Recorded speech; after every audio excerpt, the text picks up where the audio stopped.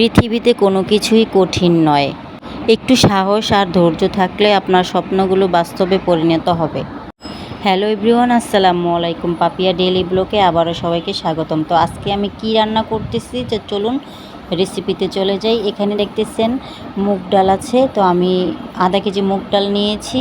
আর এখানে আমি মুরগির মাংস নিয়েছি, মানে চিকেন, আর সাথে কাঁচামরিচ, পেঁয়াজ, আদা, রসুন একসাথে আমি এগুলো দিয়ে সিদ্ধ করে নিয়েছি। আগে ডালটা ভালো করে সিদ্ধ করে তারপরে গরম মশলা, তেজপাতা, এলাচ, লং, ঠ্যাং এগুলো সব একসাথে দিয়ে সিদ্ধ করে নিয়েছি। এখন আমি ব্লান্ডার করে নেব। তো আজকে কি রান্না করতেছি সেটা তো বলাই হলো না আপনাদেরকে।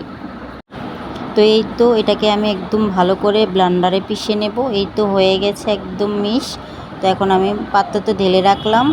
এখানে আমি কি কি নিয়েছি সেটাই দেখাবো। এখানে ডিম নিয়েছি, এখানে নিয়েছি কাঁচামরিচ, গরম মশলা, এখানে বিস্কুট গুঁড়ো করে নিয়েছি, এখানে সয়া সস নিয়েছি, পেঁয়াজ কুচি, আর এই তো ব্লান্ডারে করে মিক্স করা চিকেনটা আর ডালটা। তো এটা একটা পাত্রে আমি নিয়ে নিলাম। নিয়ে এখন এখানে আদা রসুন পেস্টটা আমি সিদ্ধ দিতে ভুলে গিয়েছিলাম। তো আমি এখানে সব একসাথে এগুলো মিক্স করে নেব। সব কিছু আমি একসাথে দিয়ে হাতে ভালো করে মেখে নিলাম। লবণ, মরিচের গুঁড়ো, তারপরে হচ্ছে বিস্কিটের গুঁড়া, তারপরে ডিম, তারপরে আপনার যা যা লাগে সব কিছু আমি দিয়ে এখন এটাকে মিক্স করে নেব। তো আজকে আমি কি রান্না করতেছি সেটাই বলা হয়নি এখনও। আজকে আমি রান্না করব হচ্ছে চপ বানাবো, মাংসের চপ। তো গরুর মাংস দিয়েও করা যায়, মুরগির মাংস দিয়েও করা যায়, যেটা আপনার ভালো লাগে। তো বাসায় মুরগির মাংস বেশি ছিল, তো আমি এই জন্য ভাবলাম একটু বেশি করে মুরগির মাংস দিয়ে চপটা বানাই। বাচ্চারাও খেতে অনেক পছন্দ করে। তো এই তো আমি বানিয়ে নিলাম খুবই সুন্দর করে। তো এখন আমি চুলাতে কড়াই বসিয়ে দিব। কড়াইটা এই তো গরম হয়ে গেছে, এখন তেলটাও গরম হয়ে গেছে, দিয়ে দিলাম। একে একে আমি চপগুলোও ঢেলে দেব। তো একদম চুলার আঁচটা একদম লোতে করে ভাজতে হবে, না হলে কিন্তু আপনার এটা পুড়ে যাবে, ভিতর দিয়ে সিদ্ধ হবে না, মুচমুচা হবে না, খেতেও ভালো লাগবে না। তো এই কাবাবের চপটা কিন্তু জাস্ট অসাধারণ হয়, খেতে দারুণ হয়। তো আমি এই তো আস্তে আস্তে করে নাড়িয়ে দিচ্ছি যাতে ভেঙে না যায় কোনো রকমভাবে।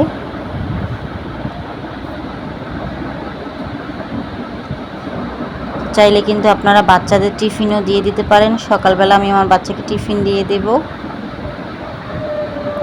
বাচ্চারা কিন্তু অনায়াসে খুব মজা করে খেয়ে নেবে।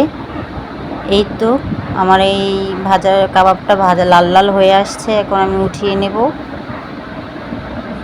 তো সাথে আরও কি কি রান্না করলাম সেটাই দেখাবো। এখানে পটল নিয়েছি, শ্বশুর আব্বা বলতেছে পটল ভাজাও খাবে।